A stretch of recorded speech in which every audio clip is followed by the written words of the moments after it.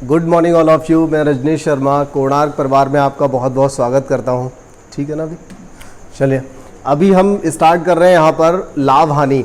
देखिए, लाभ हानि जो है ये परसेंटेज के बाद अगला जो चैप्टर रहता है लाभ हानि का होता है, क्योंकि परसेंटेज का पूरा रोल लाभ हानि में रहेगा। अगर आपने किसी ने भी परसेंटेज को नहीं पढ़ा है, परसेंटेज की वीडियोस को नहीं देखा है, तो आप डिस्क्रिप्शन बॉक्स में दिए गए लिंक से परसेंटेज को पढ़ सकते हैं। प्लेलिस्ट का लिंक वहाँ पर दे रखा है। और देखिए, इसके बाद हम, हालांकि ये बहुत ही ज़्यादा इंपॉर्टेंट टॉपिक है पूरे मैथमेटिक्स में, आप कह सकते हो परसेंटेज सबसे ज़्यादा इंपॉर्टेंट है। परसेंटेज और परसेंटेज के बाद ये आपका लाभ हानि। एसएससी के किसी भी एग्जाम में लाभ हानि और परसेंटेज से 6 से 7 प्रश्न, दोनों ही चैप्टर से 6 से 7 प्रश्न कम से कम पूछे जाते हैं। और इसकी जो संख्या होती है 10+2 में मल्टीटास्किंग में कई बार इसकी संख्या 10 से 11 तक पहुंचती है। तो काफ़ी इंपॉर्टेंट चैप्टर है और यहाँ पर हम सारा बेसिक समझेंगे, यहाँ पर स्टार्टिंग से समझेंगे। किसी को भी दिक्कत नहीं आएगी। अगर कोई फर्स्ट टाइम भी पढ़ रहा है तो भी हर हालत में उसको समझ में आ जाएगा। ठीक है, आज की जो क्लास रहेगी काफ़ी इंपॉर्टेंट रहेगी, बहुत ज़्यादा बेसिक रहेगी। पहली जो क्लास है आपकी तो बेसिक क्लास भी रहेगी, सब कुछ ठीक से समझ में आ जाएगा। अगर आपने पहले से बेसिक नहीं पढ़ा है या फिर पढ़ भी रखा है, फिर भी आप इसको अच्छे से देखिए, जिससे आपके कोई भी अगर डाउट्स हैं तो वो क्लियर हो जाएं। और आप में से अगर कोई भी चैनल पर नया है तो चैनल को सब्सक्राइब जरूर कर लीजिए, बेल आइकन को भी प्रेस कर लीजिए, जिससे आपको सभी नोटिफिकेशन समय से मिलते रहें। तो देखिए, लाभ हानि जो है, लाभ हानि का हम सबसे पहले बेसिक सीखते हैं कि इसमें किस किस शब्द, जो शब्द आएंगे उन शब्दों का क्या मतलब होगा, कौन कौन सी शब्दावली हमें यहाँ पर प्रयोग करने को मिलेगी, कौन सी शब्दावली हमसे पूछी जाएगी। तो देखिए, सबसे पहले यहाँ पर दिया हुआ है क्रय मूल्य। क्रय मूल्य का मतलब होता है जिस मूल्य पर हमने किसी वस्तु को खरीदा होता है। ठीक है, क्रय करना या फिर खरीदना। देखिए, इसके अलावा इसी क्रय मूल्य को हम यहाँ पर बोलेंगे लागत मूल्य। ये देखिए, लागत मूल्य हम इसको क्यों बोलते हैं, जरा ये भी समझ लीजिए। क्रय मूल्य का मतलब हमने जिसको खरीदा, और लागत मूल्य का मतलब होता है जिस वस्तु को बनाने में जो हमारी लागत लगी। तो यहाँ पर इसको हम लागत मूल्य क्यों बोलते हैं। ये जरूरी तो नहीं कि हर व्यक्ति जो बेचने वाला है वो प्रोडक्शन करता हो, हर व्यक्ति उसका उत्पादन करता हो, ये जरूरी नहीं होता। तो सपोज कीजिए मैंने ये कलम, सपोज कीजिए मैंने मार्केट से 20 रुपए का कलम लिया, तो समझ लीजिए कि इसकी लागत, मतलब इसके लिए मेरी जो लागत रही वो कितनी रही, 20 रुपीज़ रही। या फिर ये भी हो सकता है कि ये कलम मैंने कहाँ से खरीदा, बरेली से खरीदा, दिल्ली से खरीदा, या किसी दूसरे शहर से खरीदा। और इस तरह के मैंने बहुत सारे कलम खरीदे थे, उनको अपने शहर तक, अपनी शॉप तक लाने में हो सकता है कि हर पेन का 1 रुपया मुझसे किराया भी चला गया हो। तो ऐसी कंडीशन में क्या होगा कि 20 रुपए का कलम हुआ और 1 रुपए का भाड़ा हो गया। तो इस तरह से हमारे लिए दुकान पर आने के बाद ये कलम हमारी शॉप पर आने के बाद कितने का पड़ा, 21 का। तो हमारे लिए ये क्या रहेगा, क्रय मूल्य क्या रहेगा, यहाँ पर 21 रहेगा, या फिर आप कह सकते हो ये लागत मूल्य रहेगा। ठीक है, हमने खरीदा कितने का, 20 रुपए का, और इस पे किराया जो था, भाड़ा हमने लगा दिया कितना, 1 रुपया। तो इस तरह से ये 21 रुपीज़ में हमारे लिए मिला है। ठीक है, अगर 21 में मिला है तो मतलब इस पेन की जो लागत कीमत है, लागत जो मूल्य है वो कितना है हमारे लिए, 21। ठीक है, क्योंकि 20 रुपया तो हमने दुकानदार को पे किया हुआ, जिस व्यक्ति से लेकर के आए थे, जिस दुकानदार से इसको हमने खरीदा था, वहाँ पर 20 रुपीज़ हमने पे किया होगा, और 1 रुपया पर पेन के हिसाब से इसका भाड़ा चला गया। तो इसीलिए इसको हम क्या कहते हैं, लागत मूल्य भी कहते हैं। ठीक है, तो यहाँ पर बस 2 लैंग्वेज आपको सबसे ज़्यादा मिलेंगी, एक तो क्रय मूल्य, लागत मूल्य, यानी कि जो मूल्य उसका था जिसमें हमने उसको खरीदा था। इसके बाद आता है विक्रय मूल्य। विक्रय मूल्य का मतलब क्या होता है, जिस मूल्य पर बेचा जाता है।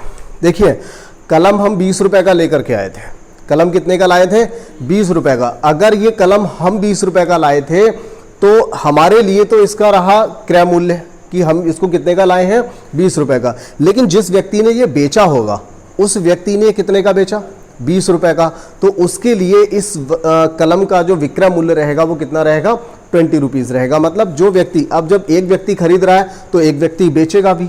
ठीक है ना, तो एक प्रोसेस जो होता है उसमें जब हमने ये खरीदा है तो किसी ने बेचा भी है, हमारे लिए क्रय मूल्य है, लेकिन जिस व्यक्ति ने हमें बेचा है उसके लिए ये विक्रय मूल्य होगा। ठीक है, तो जिस मूल्य पर हम किसी वस्तु को बेचते हैं वो मूल्य क्या कहलाता है, विक्रय मूल्य कहलाता है। देखिए, लाभ को सभी लोग समझते होंगे, लाभ हमेशा पॉजिटिव होता है और जो हानि होती है वो नेगेटिव होती है। कहने का मतलब है किसी वस्तु को हम जितने रुपए में खरीदें, अगर उससे कुछ रुपए प्लस करके बेच दें, कुछ रुपए ज़्यादा करके बेच देंगे तो क्या हो जाएगा, लाभ हो जाएगा। मान लीजिए ये कलम 20 रुपए का लिया था और अगर 25 का बेच दिया जाता है तो हमें यहाँ से पता चल जाएगा कि हमें यहाँ पर कितना फ़ायदा हुआ। यहाँ पर फ़ायदा कितना हुआ, 5 रुपए का फ़ायदा हुआ। ठीक है, 5 रुपए का फ़ायदा हुआ, यानी कि 5 रुपए का लाभ हो गया, प्रॉफिट हो गया। और अगर यही 20 रुपए वाला कलम अगर हम 16 रुपए में बेच देते हैं तो इसका मतलब हो जाएगा कि 4 रुपए की यहाँ पर हानि हो गई। बहुत ही सिंपल सी बातें हैं, तो ये जनरली सभी लोगों को आता है, बहुत ही सिंपल सी चीज़ें थी यहाँ पर। अब देखिए एक यहाँ पर कॉन्सेप्ट आता है अंकित मूल्य का। अंकित मूल्य होता है आपका MRP, सभी लोगों को पता होगा। MRP जिसको हम प्रिंट रेट कहते हैं, ठीक है। MRP का मतलब होता है मैक्सिमम रिटेल प्राइस, यानी किसी वस्तु को जब हम खरीदने जाते हैं तो उस पर जो भी मूल्य लिखा रहता है, जो टैग मूल्य होता है, जो छपा हुआ मूल्य होता है, जो खुदरा मूल्य होता है, उसे हम क्या कहते हैं, देखिए छपा मूल्य भी कहेंगे इसको हम, उसे हम सूची मूल्य भी कहेंगे, ठीक है, उसे हम खुदरा मूल्य भी कहेंगे, उसे हम अंकित मूल्य भी कहेंगे, और इसे हम क्या कहते हैं, निर्धारित मूल्य भी कहेंगे। ठीक है, निर्धारित मूल्य भी हो जाएगा। और इसके अलावा इसको हम क्या कहते हैं, अधिकतम मूल्य भी कहते हैं। अधिकतम मूल्य, ये बहुत सारे नाम हैं इसके। अधिकतम मूल्य का मतलब यही है ना, मैक्सिमम रिटेल प्राइस, तो ये मैक्सिमम का मतलब भी अधिकतम ही होता है। तो ये अधिकतम रेट होते हैं, मतलब जो मैक्सिमम लिखे रहते हैं जिसमें सभी टैक्स इंक्लूड होते हैं। ठीक है, तो अब देखिए इसके अलावा हाँ एक ये समझ लेते हैं, जो डिस्काउंट होता है ना, जिसको हम बोलते हैं कि कितना डिस्काउंट दे रहे हो भाई, कितना % डिस्काउंट मिल रहा है, तो ये डिस्काउंट, छूट या बट्टा, ये तीनों चीज़ें एक ही हैं। बस यहाँ पर एक चीज़ आपको समझनी है, हालांकि हम इस पूरे चैप्टर में कभी कभार कहीं पर अंकित मूल्य और बट्टा की बात आएगी, बट्टा और अंकित मूल्य की स्पेशल एक अलग ही क्लास लेंगे, वहाँ से भी 2 प्रश्न बनते हैं।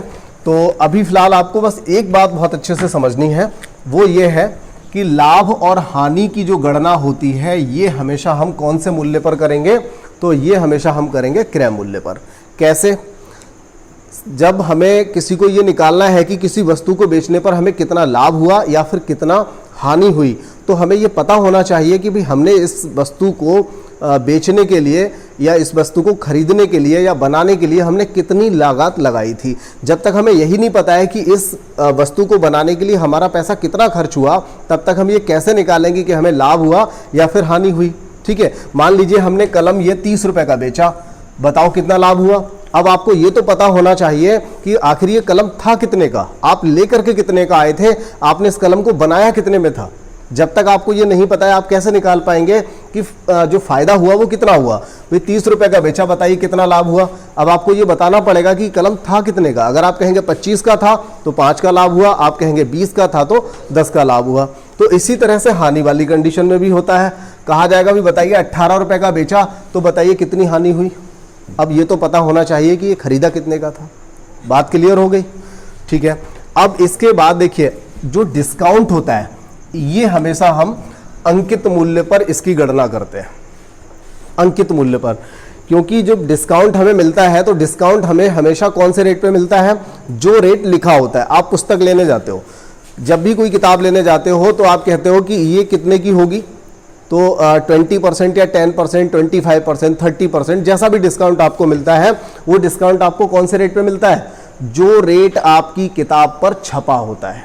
ठीक है, तो जो रेट लिखा हुआ है उसी पर आपको 20, 25, 30 जितना भी % ऑफ मिलेगा वो उसी रेट पे मिलता है। ठीक है, ऐसा नहीं होता कि कोई व्यक्ति खरीद के लाया है उसी पे वो डिस्काउंट दे देगा, वो तो हम हानि कहेंगे उसको। मान लीजिए कोई व्यक्ति एक वस्तु पर 500 रुपया लिखा हुआ है, एक कोई किताब है 500 रुपया लिखा हुआ है, तो हमेशा डिस्काउंट 500 पे मिलेगा। ऐसा थोड़ी होगा कि वो कहेगा दुकानदार कि मैं ये 400 रुपए की लेकर के आया था, इस पे मैं आपको डिस्काउंट दे रहा हूँ, ये तो पॉसिबल ही नहीं है। तो जितना रेट लिखा होता है, मान लीजिए 500 लिखा है तो 500 पर ही हम डिस्काउंट देंगे। जो भी डिस्काउंट मिलेगा, जो भी छूट मिलेगी इस पर मिलेगी, क्योंकि इसमें कई चीज़ें इंक्लूड होती हैं, इसमें कुछ पेमेंट एक्स्ट्रा लिखा रहता है। ठीक है, तो इसी पे डिस्काउंट मिलेगा। अच्छा, इसके बाद एक आपको यहाँ पर फॉर्मूला समझना पड़ेगा, और फॉर्मूला क्या होगा वो देखिए, प्रतिशत लाभ बराबर क्या होता है, या फिर आप यहाँ पर हानि भी कह सकते हो। प्रतिशत लाभ या हानि बराबर होता है लाभ या फिर हानि, और लाभ हानि ये दोनों ही किस पर डिपेंड करते हैं? क्रय मूल्य पर। बहुत अच्छा, इंटू 100, ये फॉर्मूला होगा। अब देखिए, इस फॉर्मूले को रटना नहीं है, समझना है, क्योंकि यही फॉर्मूला कई बार यूज होता है। जब आप छूट वाला जो कंडीशन होती है छूट में लगाएंगे तो भी आप इसी फॉर्मूले को लगाते हैं, लेकिन लगता है ऐसा है कि कोई नया फॉर्मूला है। जब हम किसी चीज़ में वृद्धि निकालते हैं, जब हम कमी निकालते हैं, ठीक है, जब हम किसी वस्तु का रेट कहने का मतलब है कि हानि निकालें या लाभ निकालें, छूट निकालें, जब भी हम कोई चीज़ निकालेंगे तो हमेशा हम इसी फॉर्मूले का प्रयोग करते हैं। अब ये समझने की कोशिश करिए ज़रा, बहुत अच्छे से मैं समझा देता हूँ आपके लिए। जैसे मान लीजिए एक सवाल आपको दे दिया जाए, कहा जाए कि एक वस्तु 1000 रुपए की खरीदी, कितने की खरीदी? 1000 की। तो ये 1000 क्या हो गया? क्रय मूल्य हो गया। और अगर आपसे ये कह दिया जाए तथा 1200 रुपए की बेच दी, अब ये तो पता है कि यहां पर लाभ होगा, तो बताइए कि लाभ का प्रतिशत क्या रहेगा? जब भी ये पूछा जाएगा कि लाभ का प्रतिशत क्या रहेगा तो आप कैसे निकालोगे? देखिए, एक ही फॉर्मूले का प्रयोग करेंगे हम, बार बार एक ही फॉर्मूले का प्रयोग करेंगे। तो देखिए फायदा कितना हुआ? 200, और ये 200 जो है लाभ का प्रतिशत पूछा है ना। लाभ का अगर प्रतिशत पूछा है, क्योंकि लाभ तो सीधा सीधा 200 रुपए का हुआ, ये हमें पता है, हम बात कर रहे हैं यहाँ पर प्रतिशत की, कितना प्रतिशत लाभ हुआ हमें ये फाइंड करना है। तो देखिए इस चीज को समझ लीजिए, कभी ऐसी गलती नहीं होगी। बहुत से लोग क्या करते हैं, जहां पर अंकित मूल्य पे निकालना चाहिए वही उस चीज को वो क्रय मूल्य पे निकाल देते हैं, या फिर कभी कभार विक्रय मूल्य पे निकाल देते हैं। विक्रय मूल्य पर दरअसल कभी भी कोई भी ना प्रॉफिट, ना लॉस और ना ही बट्टा कभी नहीं निकलता है। लेकिन फिर भी एक स्पेशल सवाल और बनता है जहां हमें विक्रय मूल्य पर निकालना पड़ता है, और हमने वो लिया हुआ है, शायद इस क्लास में या अगली क्लास में आ जाएगा। वो एक सवाल हमने लिया हुआ है, स्पेशल सवाल है। अगर वो सवाल पूछा जाता है तो सेम वो सवाल कई बार रिपीट हो चुका है, काफी इंपॉर्टेंट सवाल है, वो इकलौता सवाल बनता है।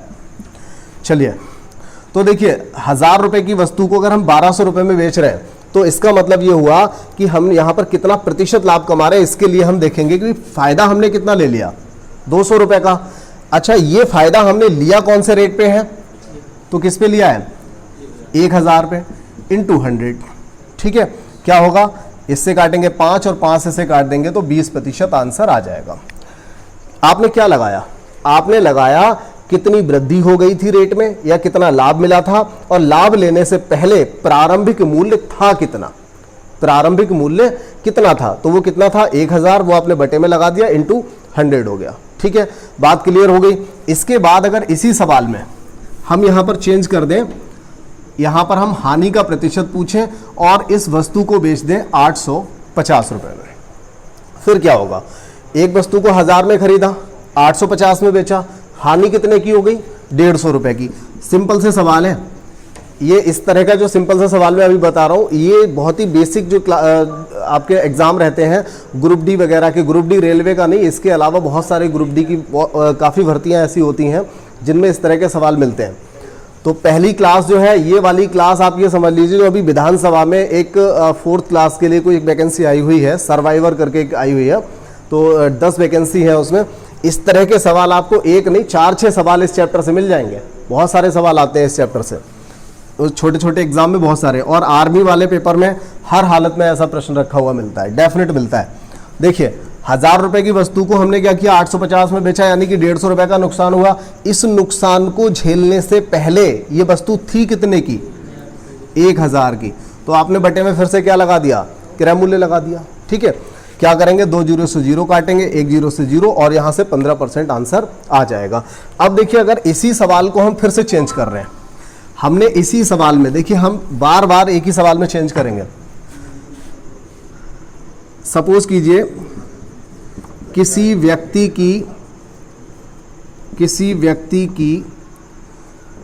व्यक्ति का वेतन 1000 रुपए है, 1000 रुपए है। यदि कुछ समय बाद क्या होता है? वेतन कितना हो जाता है? सपोज कीजिए 1200। हमें सिर्फ लैंग्वेज बदलनी है, संख्या नहीं बदल रहे हैं, बार बार एक ही काम करेंगे, लेकिन लैंग्वेज बदल बदल के समझना है कि आखिर ये ऐसा क्यों करते हैं। तो देखिए 1200 हो जाता है, तो बताइए प्रतिशत वृद्धि कितनी हो गई, प्रतिशत वृद्धि कितनी हो गई। तो हम क्या करेंगे भाई, कितना वेतन बढ़ गया 200, वृद्धि से पहले था कितना 1000 गुणा 100, बन गया पहला वाला सवाल, बन गया पहला। फिर से भाई 20% आ गया। अभी हम कहें कि किसी व्यक्ति का वेतन 1000 है और वो घट करके कितना हो जाता है 850 हो जाता है, फिर क्या करेंगे 850 हो गया, कितनी कमी आ गई 150 की कमी आ गई। यहां पर प्रतिशत कमी पूछेगा, 150 की कमी आ गई, कमी से पहले था कितना, तो फिर से कहेंगे 1000 था इन 200, देखिए फिर से ये 15% निकल के आ गया। ठीक है, तो इस तरह से। अभी डिस्काउंट वाली अगर बात करें, किसी व्यक्ति का वेतन छोड़िए, यहां पर किसी वस्तु का अंकित मूल्य मान लीजिए, किसी वस्तु का अंकित मूल्य कितना है, मान लीजिए 1000 है, और अंकित मूल्य पे क्या करना है, छूट देनी है 850, मतलब 150 रुपए की। या आप ये समझ लो कि 1000 रुपए की कोई वस्तु है और उस वस्तु को कितने रुपए में बेचना है, ऐसे समझिए, विक्रय करना है 850 रुपए में या 800 रुपए में विक्रय करना है। तो इसका मतलब हमने डिस्काउंट कितना दे दिया, 200 रुपए का डिस्काउंट दिया। अगर 200 रुपए का डिस्काउंट दिया है तो हम देखेंगे 200 रुपए की छूट दे दी, और इस छूट से पहले वस्तु थी कितने की, तो 1000 की, और 200। तो काम बार बार आपको एक ही करना है, अलग अलग तरीके से फॉर्मूले मत रटिए, उसकी लैंग्वेज को समझने की कोशिश करिए, आखिर होता क्या है, किस तरह से इसको हम पुट करते हैं। बहुत ही सिंपल सी चीज़ थी, बहुत सिंपल सा बेस था ये। और देखिए इसके बाद भी हम बहुत सारे सवाल ऐसे रहेंगे जिनको सिंपल से मेथड से करेंगे। चलिए पहला सवाल यहां पर देखते हैं। पहला सवाल है, यदि किसी वस्तु के क्रय मूल्य और विक्रय मूल्य, देखिए पहले सवाल से हम अभी स्टार्ट कर रहे हैं। अभी आपको मैं बता देता हूं कि ऐसा कोई भी एग्जाम नहीं होगा जहां पर आपको इस चैप्टर से रिलेटेड कम से कम 3 प्रश्न आए, ऐसा कोई एग्जाम नहीं होता। तो हर हालत में इसको अच्छे से पढ़ लीजिए, बेहतर चैप्टर है, समझ में हर हालत में आ जाएगा। यदि किसी वस्तु के क्रय मूल्य और विक्रय मूल्य का अनुपात 4:5 है, उसका मतलब है कि क्रय मूल्य तो है 4 और विक्रय मूल्य कितना है 5, यही तो मतलब हुआ। क्रय मूल्य और विक्रय मूल्य का अनुपात क्या है 4:5, यानी क्रय मूल्य 4 है, विक्रय मूल्य 5 है। 4 रुपए में खरीद के लाए, 5 रुपए में बेच रहे हैं। ठीक है, तो ये कह रहा है लाभ का प्रतिशत बताइए। कोई फॉर्मूला नहीं रटना है, कोई फॉर्मूला नहीं रटना है। करना कैसे है, 4 रुपए में खरीदा, 5 का बेचा, तो प्रतिशत लाभ, प्रॉफिट का परसेंट हमें बताना है। कितना फायदा हुआ, 1 रुपए का फायदा हुआ। भाई खरीद के कितने का लाए थे, इनटू 100, 25% आंसर हो गया। ठीक है, एकदम साधारण सा प्रश्न है। और आगे बढ़ते हैं। शुरुआत में भी बेसिक क्वेश्चन करेंगे, हालांकि इस चैप्टर में बहुत अच्छे अच्छे सवाल भी मिलेंगे आपको। किसी वस्तु की लागत कीमत 150 रुपए है। लागत कीमत का मतलब क्रय मूल्य कितना है 150 रुपए की वस्तु पड़ी। अब कह रहा है 20% लाभ कमाने के लिए उसे कितने रुपए में बेचना चाहिए। तो देखिए ऐसे सवालों को कई बार क्या होता है, लोग करते हैं कि 150 की वस्तु थी, अब ऐसा करते हैं 150 का 20% निकाल लेते हैं। तो 150 का 20% निकालेंगे तो पता चल जाएगा कि यहाँ पर फायदा कितना हुआ। ठीक है, फिर हम निकाल देते हैं, उसको ऐड कर देते हैं। लेकिन करना क्या है, यहाँ पर 150 रुपए की वस्तु थी, 20% लाभ कमाना है। लाभ कमाना है इसका मतलब जितने की वस्तु है 100%, मतलब जितने रुपए की वस्तु है उससे 20% ज्यादा लेना पड़ेगा। ठीक है, मतलब जितने रुपए की वस्तु अगर हम 100% में बेचते हैं तो इसका मतलब होता है कि जितने में खरीद के लाए उतने में बेच दी, कोई फायदा नहीं हुआ, कोई नुकसान नहीं हुआ। लेकिन अगर हमें 20% लाभ कमाना है तो क्या करना पड़ेगा, 20% ज्यादा लेना पड़ेगा। 100% तो अपना लेना ही लेना है, लेकिन 20% और लेना पड़ेगा। तो 120% निकाल दीजिए, आंसर निकल आएगा। 50 तिया 50 दूनी, 2 से काटा, कितना आएगा यहाँ पर 60 और 6 तिया 18, 180 रुपए, ये आंसर हो गया। ठीक है, तो ऐसे सवालों में कैलकुलेशन करने की नहीं होती। 15 दूनी 30 हो गया, 30 इसमें जोड़ दीजिए तो आंसर आ गया। ठीक है, 115 मतलब 15 दूनी 30 हो गया ना, और आप चाहे तो उसे 120 करके 12-15 का गुणा करके देख लीजिए तो 180 आ जाएगा। तो ये अभी ये है कि जब आप स्टार्टिंग कर रहे हैं, अगर आप लोग फर्स्ट टाइम पढ़ रहे हैं तो हर चीज़ आपके काम की रहेगी। बाकी कुछ लोगों ने तो इसको सवाल देखते देखते ही कर लिया होगा। अगला सवाल देखिए, बहुत ही सिंपल सा सवाल है। एक व्यक्ति किसी वस्तु को 1250 में खरीदता है, बहुत अच्छा, इतने रुपए का खरीद लिया और इतने रुपए में बेच देता है। बताइए लाभ का प्रतिशत क्या है? प्रतिशत लाभ। एक बात बता दो, 1250 की खरीद के लाया, 1375 की बेच दी, फायदा कितना कमा लिया? कितना ज्यादा कमा लिया इसने, कितना रुपया कमा लिया, बस ये देखो पहले, क्योंकि पूछा तो परसेंटेज में है, लाभ का प्रतिशत पूछा है। कितना रुपया कमा लिया? 125 रुपया। ठीक है भाई, 1375 की बेची है, 1250 की लाया, 1375 से 1250 घटा लो तो कितना आएगा? 125 रुपया आएगा। तो इसको फायदा कितना हुआ? 125 रुपए का। लेकिन उसने ये नहीं पूछा है कि कितने रुपए का फायदा हुआ। अगर रुपया पूछा होता तो आंसर 125 सही हो जाता। उसने पूछा है लाभ का प्रतिशत बताइए। वो कैसे निकालेंगे? बटे में क्रय मूल्य लगाएंगे, इनटू 100 हो जाएगा। एक जीरो से जीरो काट दो, 125 से 125 काट दो, क्या बचेगा? 10% आंसर हो गया। ये लीजिए। ठीक है, अभी तक तो मजा ही आ रहा होगा, बहुत ही सिंपल से सवाल है, अच्छा लग रहा होगा। चलिए और आगे बढ़ते हैं। अगला प्रश्न देखिए क्या है, सिंपल सा प्रश्न फिर से एक आया। यदि कोई वस्तु 300 रुपए में बेचने पर दुकानदार को 20% का लाभ होता है तो उसकी लागत कीमत क्या है? अब देखिए ये सवाल थोड़ा सा चेंज हुआ। क्या चेंज हो गया? कई लोग तो ध्यान नहीं देंगे, वो इसी को क्रय मूल्य मान लेंगे, इस पे 20% लाभ कमा करके 360 रुपए में बेच देंगे और आंसर भी दे रखा है यहाँ पे। लेकिन सवाल में कुछ और पूछा है, लैंग्वेज को ठीक से समझिए। यदि किसी वस्तु को 300 रुपए में बेचें, ये क्या है? ये विक्रय मूल्य है, क्रय मूल्य नहीं है। क्या दे रखा है? ये विक्रय मूल्य दिया हुआ है कि अगर किसी वस्तु को 300 रुपए में बेचते हैं तो 20% फायदा होता है। बताइए वस्तु का लागत कीमत क्या है, मतलब वस्तु खरीदी कितने की थी, जिसे 300 रुपए में बेचा तो 20% फायदा हुआ।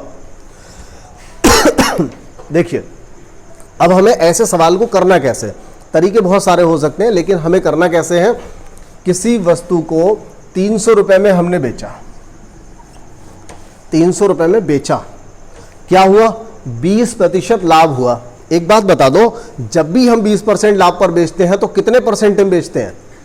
जब भी हम 20% लाभ हमें चाहिए होता है तो कितने प्रतिशत में बेचते हैं? 120 में।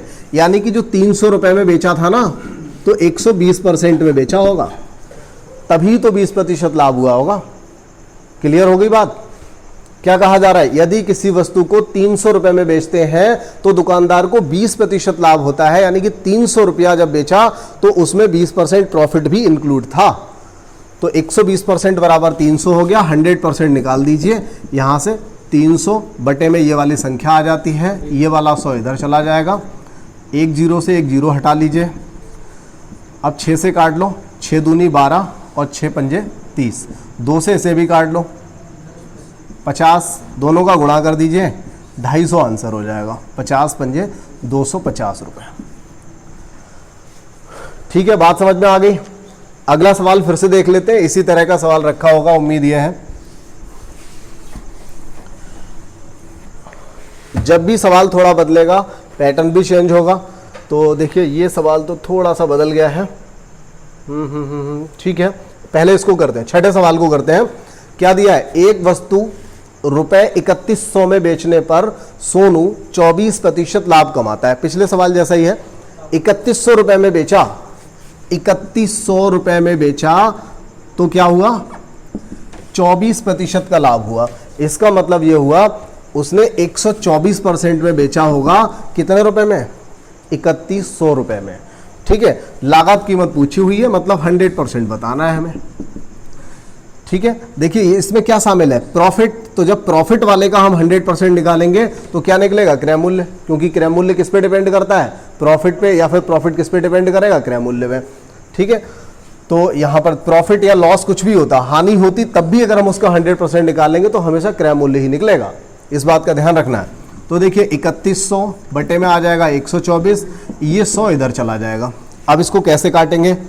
क्या ये सीधा सीधा कट जाएगा, नहीं कट जाएगा, ये सोचना पड़ेगा, लेकिन बहुत ही आसान है। आप चाहें तो पहले 4 से इसे काटिए या फिर इसको काटिए, वरना एक चीज़ और सोच सकते हैं।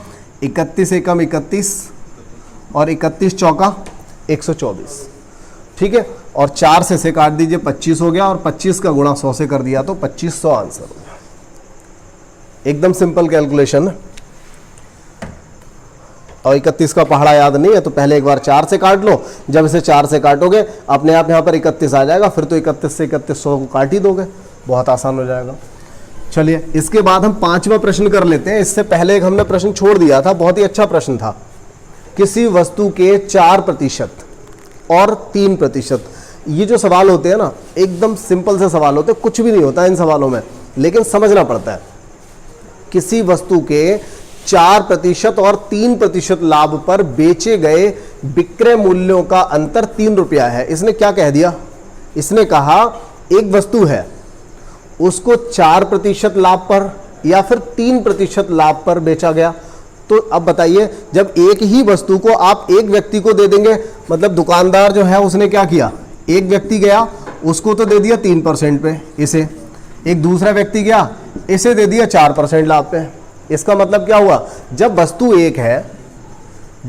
एक है और आप अलग अलग रेट ले रहे हो, उससे एक से ले लिया 3% लाभ वाला और एक से ले लिया 4% लाभ वाला, तो दोनों में कुछ अंतर तो रहा होगा, दोनों में कुछ तो अंतर रहा होगा। एक से ज्यादा कमा लिया, एक से कम ले लिया।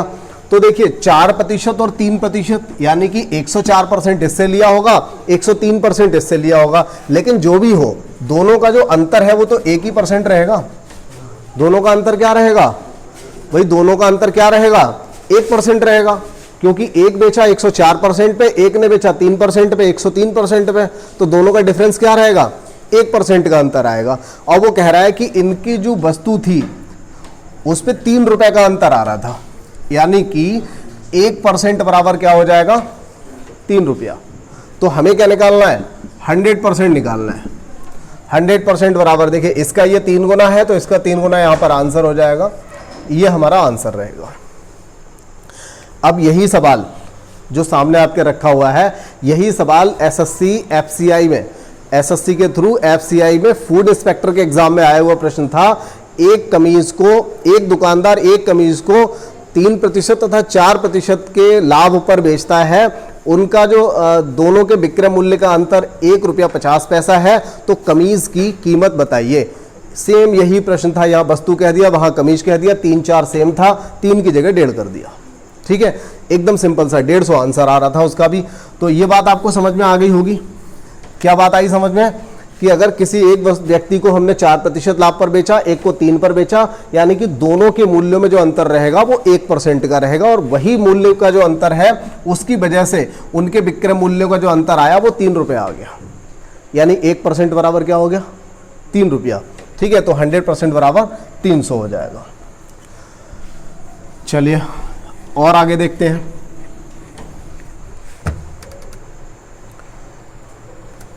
ये यदि एक आदमी अपना ठेला, सवाल का थोड़ा सा पैटर्न फिर से चेंज हुआ, बेहतर सवाल है आपके सामने जो सवाल रखा हुआ है, एकदम अच्छा सवाल है। इसी तरह का प्रश्न 2018 यूपी पुलिस में पूछा गया था। एक और इस तरह का प्रश्न जो होता है ना एसएससी में, तो लगभग ऐसा प्रश्न रखा मिलता है, बहुत ही अच्छा सवाल है। यदि एक आदमी अपना ठेला 720 रुपए में बेचता है तो 25% की हानि हो जाती है।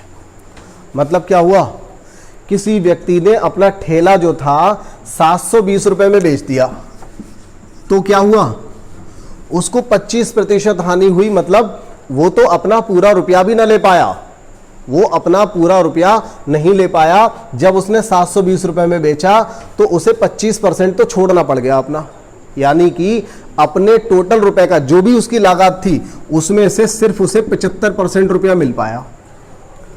बात क्लियर हो गई भाई। जब तक प्रॉफिट हो रहा था 100 में जोड़ रहे थे, लेकिन जब लॉस हो जाएगा तो 100 से माइनस करेंगे। बात एकदम साफ है। 720 रुपए में बेचा तो 25% की हानि होती है, मतलब 75% रेट में बेच दिया जाता है जब इसे 720 रुपए में बेचा जाएगा, ठीक है। तो 75% बराबर हो जाएगा 720। अब आगे देखिए, अगर हम यहां से 100% निकालें तो हमें पता चल जाएगा उसका ठेला था कितने का, लेकिन उसने ऐसा कहा नहीं है। अगर वो कहता तो हम ये काम करते। उसने तो सिर्फ ये पूछा है कि अगर 25% लाभ पर बेचा जाए तो विक्रय मूल्य क्या होगा। अब हम जानते हैं जब 25% हानि पर बेचा गया, यानी कि 75% रेट ले लिया गया, तब इसको बेचा गया 720 रुपए में। अब वो कह रहा है कि अगर इसे 25% लाभ पर बेचा जाए, और देखिए बहुत ही सिंपल सी बात है, जब 25% हानि हो रही थी यानी कि 75% की बात कर रहा था, जब 25% लाभ हो रहा है यानी कि 125% की बात कर रहा है। तो 125% बराबर निकाल दीजिए कितना आएगा, बस वही हमारा आंसर हो जाएगा। बटे में ये 75 जाएगा, ये 125 इधर गुणा में। अब देखिए 25 से कट जाएगा, ये 25 पंजे और 25 से इसे काटेंगे, 25 तिया 75, 3 से इसको काट लिया 240, 24 पंजे 120 यानी कि 1200। ये रहा सवाल, बहुत ही अच्छा था, पिछले वाले सवाल से थोड़ा अलग था, अच्छे से समझ लीजिए। जब 25% हानि हुई तो 75% बराबर 720 का बेचा, लेकिन कह रहा है अगर इसी को 25% लाभ पर बेचा जाए तो कितने का बिकेगा, तो आंसर यहां से निकल के आया 1200। लगभग हर टाइप के 2-2 सवाल यहां पर ले लिए गए हैं, हर टाइप के 2-2 सवाल। ज़्यादा सिंपल है उसका सिंगल रहेगा, बाकी 2-2 सवाल तो लगभग है हर टाइप के, आपको अच्छे से समझ में आ जाएंगे। अब देखिए अगला एक सवाल इन्होंने बना दिया ऐसे ही, जैसे मन में आया बस एक थ्योरी में बना दिया, और ये सवाल अभी हम बदल के ना, जैसा हमारा पहला सवाल था वहीं पे बना के ले जाएंगे। अभी हम इसको बिल्कुल वैसा ही बनाएंगे, और कुछ भी नहीं है, मतलब अगर किसी को कुछ भी नहीं आता, सिर्फ विक्रय मूल्य क्रय मूल्य जानता है क्या होता है, लाभ का परसेंटेज निकालना आता हो, बस वो कर लेगा। और इतना तो आप लोग सीख चुके, पिछले 10-12 मिनट जितने भी हुए हैं, इतनी देर में जिसने कतई कुछ नहीं जानता था उसने भी इतना सीख लिया होगा, और जो लोग होशियार हैं उनकी तो कोई बात ही नहीं है। 8वां प्रश्न, किसी वस्तु का क्रय मूल्य, ये रहा क्रय मूल्य, किसी वस्तु के क्रय मूल्य का 60%, देखिए जैसा सवाल कह रहा है हम वही कर रहे हैं, हम कुछ अपनी तरफ से नहीं करेंगे। किसी वस्तु के क्रय मूल्य का की जगह गुणा आ जाएगा, 60% उस वस्तु के विक्रय मूल्य के 50% के बराबर है। जैसा बोलता गया वही काम किया, किसी वस्तु के क्रय मूल्य का 60% उस वस्तु के विक्रय मूल्य के 50% के बराबर है।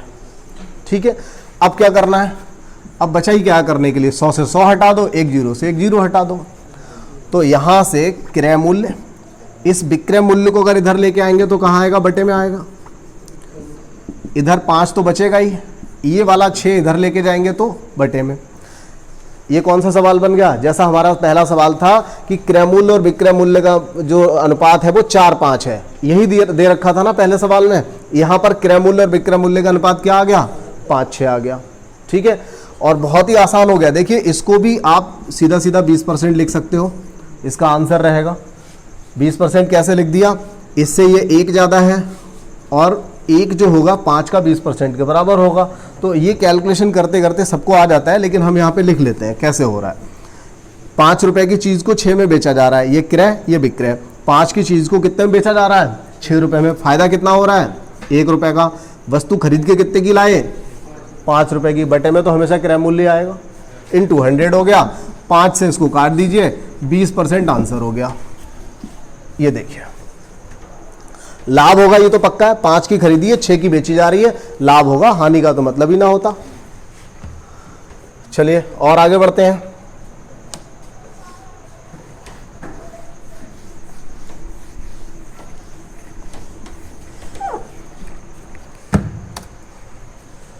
देखिए अगला सवाल क्या है,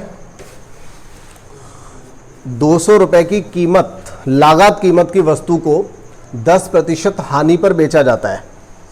200 रुपए की वस्तु है, 10% हानि पर जाएगी, 180 की जाएगी।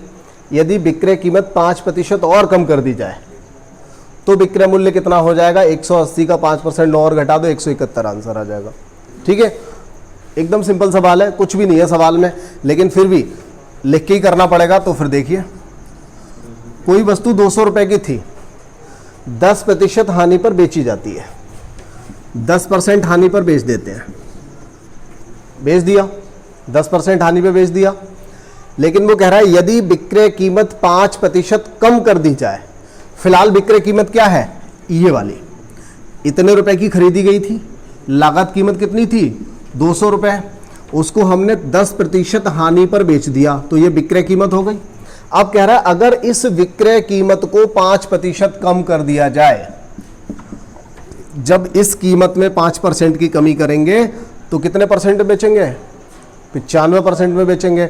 सवाल ये क्यों बना है मैं बताता हूं। ये सवाल एक सीजीएल लेवल का सवाल है, आप ये मान के चलिए, लेकिन जब आपको मैंने समझा दिया तो बहुत आसान हो गया। इसमें गलती करने वाले लोग इसको भी आंसर लिख सकते थे और इसे भी। आंसर तो फिलहाल यही रहेगा, लेकिन इस वाले प्रश्न पे, इस वाले आंसर पे भी जा सकते हैं। बहुत सारे लोग, पढ़े लिखे लोग, समझदार लोग जाएंगे इस पे भी, क्योंकि जो समझदार नहीं है वो तो कहीं भी चला जाएगा। समझदार लोग गलती ये वाली करेंगे, बहुत से लोग, मैं बताऊंगा अभी, लेकिन पहले इस बात को पूरी समझ लो। आंसर निकाल ले पहले। 2 से काटा 2 पंजे 10, 5 से काटा 19। भाई देखो हमने कैसे काट दिया, 2 0 से 2 0, 1 0 से 1 0। इस वाले 2 से 2 पंजे 10 काट दिया और 5 से हमने इसे काट दिया, 19 पंजे 95, 19 और 9 का गुणा कर दिया, 171 हमारा आंसर हो गया।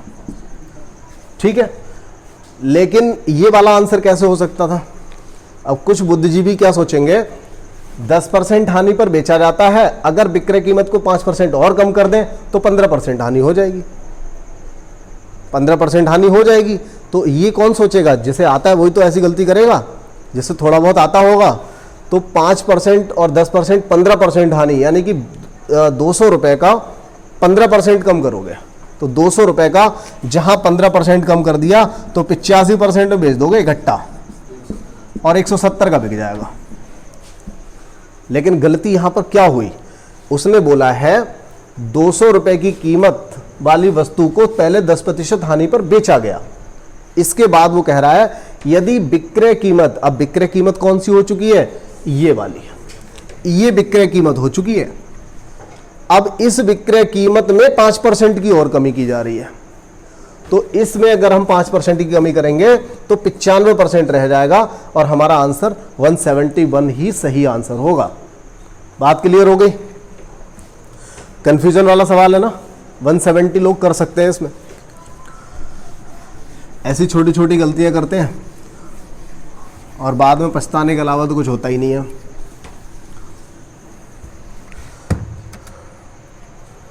देखिए, एक वस्तु को 170 रुपए में बेचने पर एक दुकानदार को 15% की हानि होती है। अगर वह इसे 20% लाभ कमाने के लिए उस वस्तु को कितने रुपए में बेचना होगा? अच्छा, तदनुसार। ठीक है, सवाल हम पहले कर चुके हैं, एक उसके जैसा है, लेकिन कर लेते हैं इसको भी। क्या है? एक वस्तु को 170 रुपए में बेचने पर एक दुकानदार को 15% हानि होती है। देखो, एक बार में समझ में आ जाएगा सभी को। 170 रुपए में बेचा तो 15% की हानि हो गई, 85% बराबर 170 हो गया। पिछले सवाल में बहुत तेरा समझा लिया, समझ में आ गया होगा सभी लोगों को। आगे क्या कह रहा है? अगर 20% लाभ पर बेचें तो कितने रुपए में बेचना पड़ेगा? 170 बटे 85 गुणा, ध्यान रखिएगा, अगर 100% निकालते हैं तो यहाँ 100 आएगा, 120% निकाल रहे हैं तो यहाँ पर 120 आएगा। और ये कोई जादू नहीं है, आपने सुना होगा, चूंकि इसलिए वाले सवालों को ये वही काम हम कर रहे हैं। क्या होता है? 85% बराबर इतना, तो 1% बराबर इतना हो जाएगा, और अगर 1% इतना है तो 120% निकालेंगे तो 120 गुना हो जाएगा। बस यही है, चूंकि इसलिए वाला। ये इस तरह के करते थे ना, वही वाले सवाल है ये, जो 7वीं 8वीं क्लास में पढ़ रखे होंगे तुम लोगों ने सारे, लेकिन ध्यान भी ना होगा कब 7वीं 8वीं क्लास कर रखी है, अच्छे से याद भी ना होगा। 85 का दुगना 170 होता है, 120 का दुगना, ये आंसर हो गया। पूरी एक्सरसाइज में आप देखेंगे आज की जो क्लास है इसमें सारे के सारे सवाल इतने सिंपल से होंगे, कैलकुलेशन बहुत आसान मिली होगी। तो ये सवाल बहुत आसानी से समझ में आया होगा, क्योंकि ये सवाल इसी पैटर्न का हमने सवाल ये रिपीट किया था, पिछला सवाल हम कर चुके हैं। इसके बाद देखिए एक और सवाल आया, 20 वस्तुओं को एक 160 रुपए में बेचने पर, ये देखिए 20 वस्तुओं को 160 रुपए में बेचने पर एक व्यक्ति को 20% हानि होती है। सवाल में थोड़ा सा घुमा दिया, इस बार उसने कह दिया कि 20 वस्तुओं को जब 160 रुपए में बेचते हैं तब ऐसा होता है कि 20% हानि होती है। अब हानि एक वस्तु पर हो या 10 वस्तु पर, हानि का परसेंटेज तो इक्वल रहेगा ना। तो यहां पर क्या है, अगर 20 वस्तुओं को 160 में बेचा तो एक वस्तु कितने की बेची? 8 रुपए की। 20 वस्तुओं का रेट बराबर 160, तो एक वस्तु का रेट कितना हो जाएगा 8 रुपया। तो एक वस्तु को 8 रुपए में बेचा और 20% की हानि हो गई। मतलब क्या हुआ, पिछला सवाल बन गया ना पिछला सवाल। तो 80% बराबर 8 रुपया।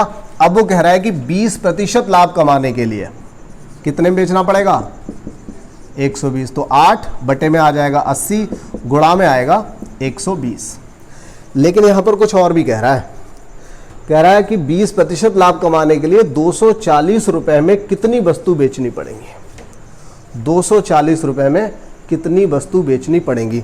तो एक काम करते हैं, पहले हम इस बात पे ध्यान नहीं देते हैं तो भी हो जाएगा। देखिए 8 से काटा 10, 1 0 से 1 0, क्या हो गया 12। कहने का मतलब यह हुआ कि अगर हम 20% लाभ कमाएंगे तो हर वस्तु कितने रुपए की बिकेगी 12 रुपए की। तो वो कह रहा है कि 240 में कितनी बिक जाएंगी। सिंपल सा हो गया ना, 240 में जब एक वस्तु 12 रुपए की है तो 240 में कितनी जाएंगी 20 वस्तु।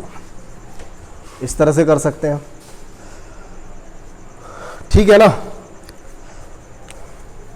अब देखिए इसी सवाल में इसको अगर हम ये 8 भी ना काटें, क्योंकि यहां तो बहुत सिंपल था, 20 से हमने 8 को ऐसे काट दिया, 8 आ गया। कई बार ऐसा भी हो सकता है यहाँ 7 दे देगा, वहाँ 160 दे देगा, तो 7 से 160 तो कटने वाला भी नहीं है, ये भी हो सकता है। तो इस तरह के सवाल को, ये आपने समझ लिया, इसी सवाल को हम दूसरे तरीके से भी कर सकते थे। मतलब तरीका यही रहेगा, बस कैलकुलेशन थोड़ी चेंज लगेगी आपको। 160 बटे 20 आप यहाँ लिखा रहने दो, 80% बराबर इतना हो गया। फिर 120% बराबर कितना हो जाएगा 160 बटे 20, और यहाँ पर रहेगा 80 और गुणा में रहेगा 120, ठीक है। लेकिन 240 तो फिर भी नहीं बन रहा है नीचे। ज़्यादातर ऐसा हो जाता है कि 240 नीचे आ रहा होता तो ऊपर हमारा 20 आंसर निकल ही आएगा। कोई नहीं, फिर भी हम इसको कर लेंगे। 20 से काटेंगे 6 आ जाएगा यहाँ पर, और ये हो जाएगा 16 छंग 96। हाँ, इससे कट जाएगा तो 6 दूनी 12, फिर से वही कंडीशन आ गई। वरना कई बार ऐसा होता है कि नीचे, मतलब अगर ये 12 बटे मान लीजिए 240 आ जाता तो इसका मतलब होता है कि 12 वस्तु 240 रुपए की बेचेगी। ये इस तरह से निकल के आएगा, बहुत सारे सवालों में ये बन के आ जाता है।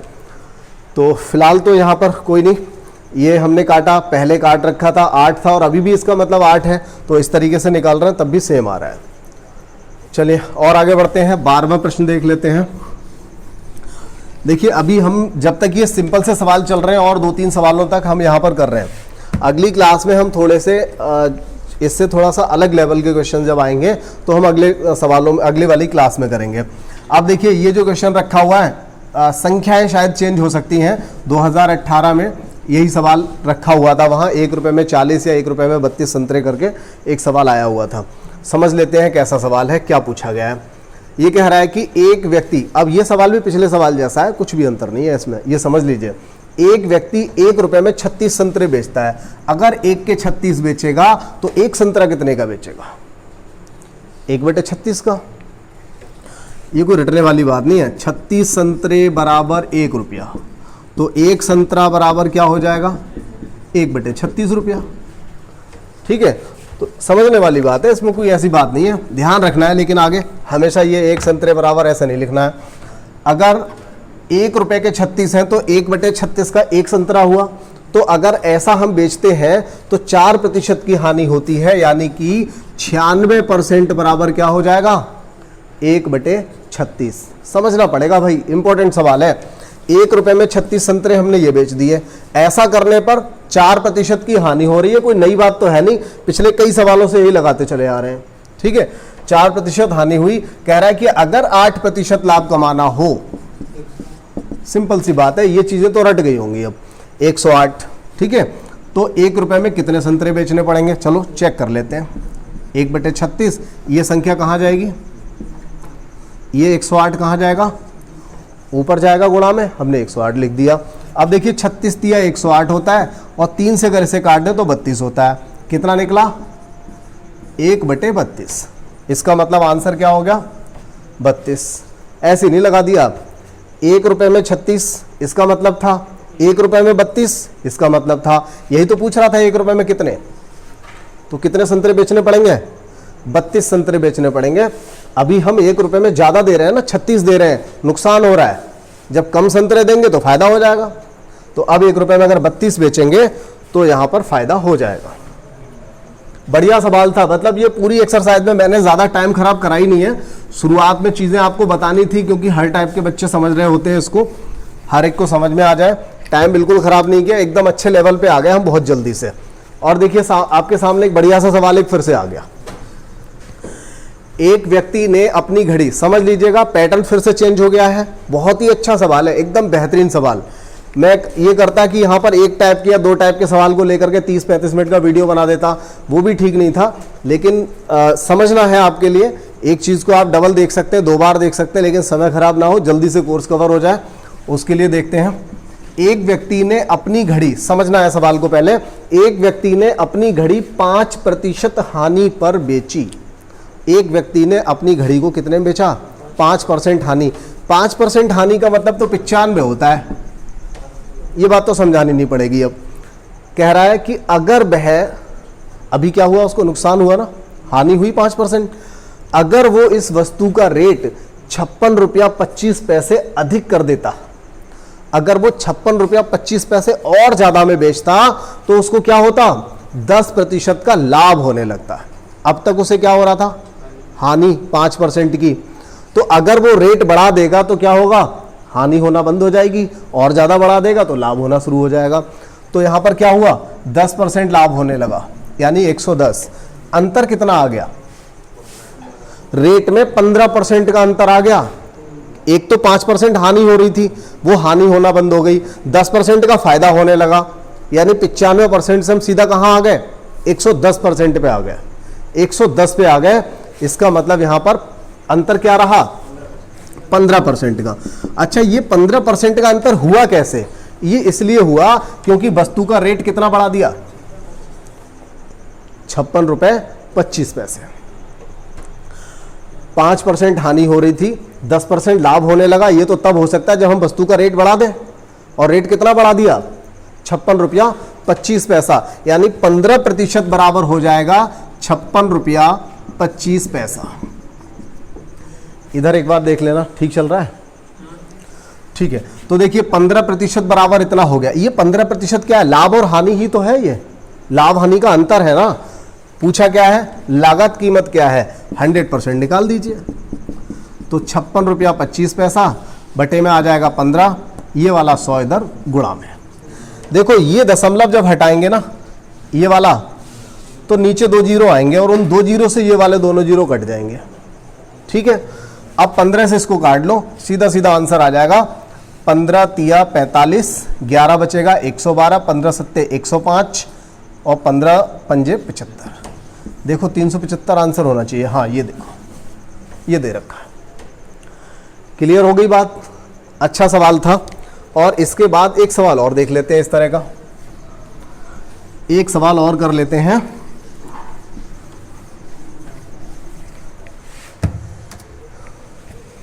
एक बात पे ध्यान दिया, अभी तक हमने कई पैटर्न समझ लिए, लेकिन कोई फॉर्मूला पढ़ा, कोई भी फॉर्मूला पढ़ा अब तक, एक भी नहीं। जितने फॉर्मूले कम पढ़ोगे ज्यादा टाइम तक टिकेगा। फॉर्मूले अगर पढ़ोगे तो अभी का अभी तो बहुत अच्छा लगेगा, हो सकता है मैं जितना समझा रहा हूं उससे भी जल्दी आंसर आ जाए, लेकिन उससे भी ज्यादा जल्दी माइंड से स्लिप भी हो जाएगा, जल्दी निकल जाएगा। तो कोशिश यही करनी है कि फॉर्मूले उतने पढ़ने हैं जितना बहुत ज्यादा जरूरी है, जिनके बिना नहीं सटेगी, ऐसे फॉर्मूले पढ़ने बस। फॉर्मूले ज्यादा नहीं रटने। कुछ चैप्टर ऐसे होते हैं जहां मजबूरी होती है, क्षेत्रफल वगैरह है, हमें पढ़ने पड़ेंगे। परसेंटेज में हमने 3-4 चीज़ों को पढ़ लिया था, कुछ फॉर्मूले पढ़ लिए थे, लेकिन बहुत ज़्यादा नहीं पढ़े थे।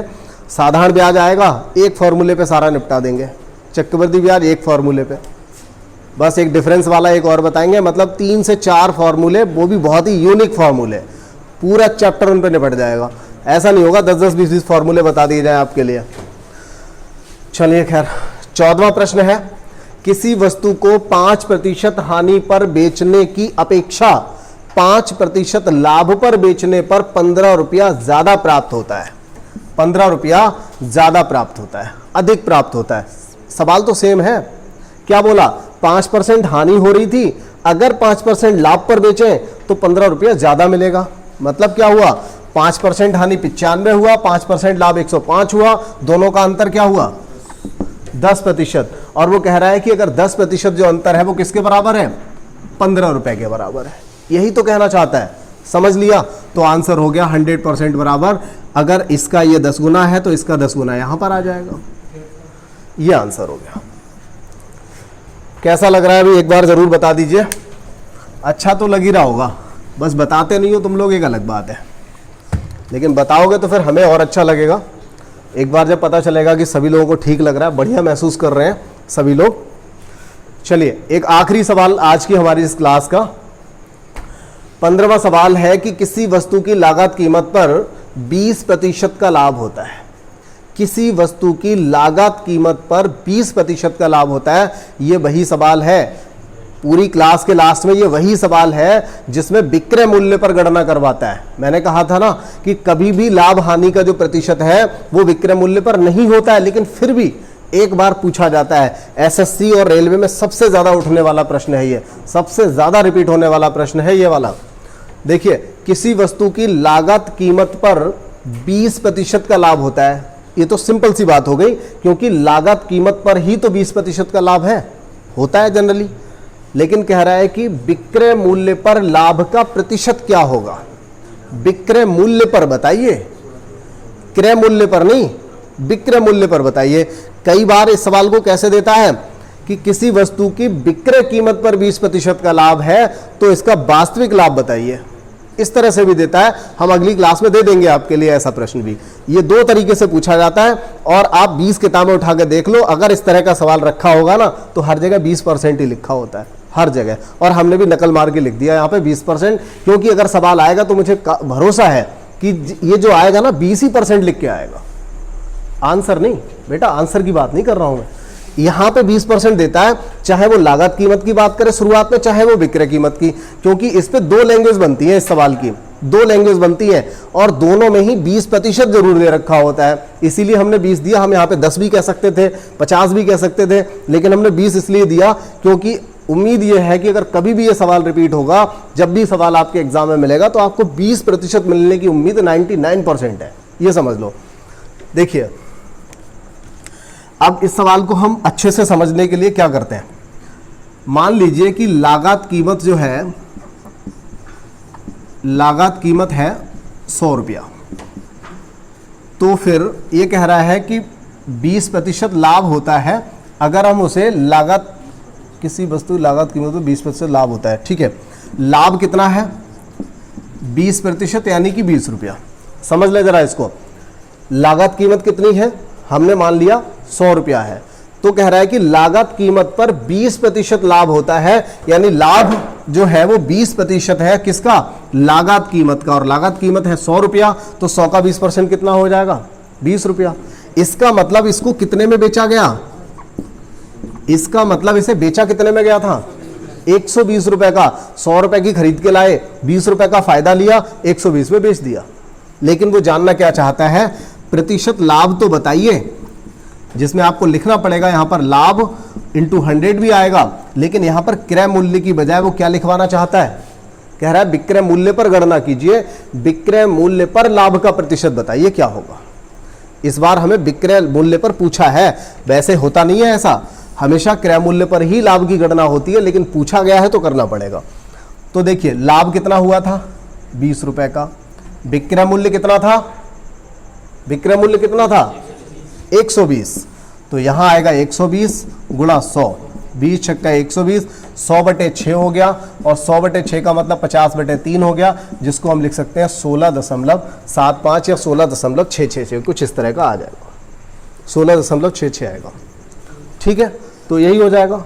अच्छा, एक नन ऑफ दीज भी दिया है वैसे तो, जब इनमें से कोई नहीं दे रखा है ना तो फिर आप इस पे जाइए, 16.66 और 16.75 में बहुत अंतर होता है, जब इनमें से कोई नहीं दिया हो तो।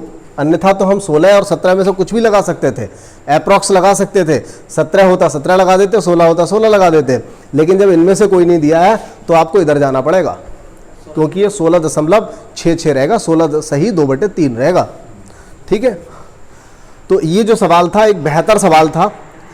तो इसके बाद आपकी जो क्लास है यहीं पर ख़त्म होती है और अगली क्लास में मिलेंगे, लेकिन बहुत ही ज़बरदस्त सवालों के साथ।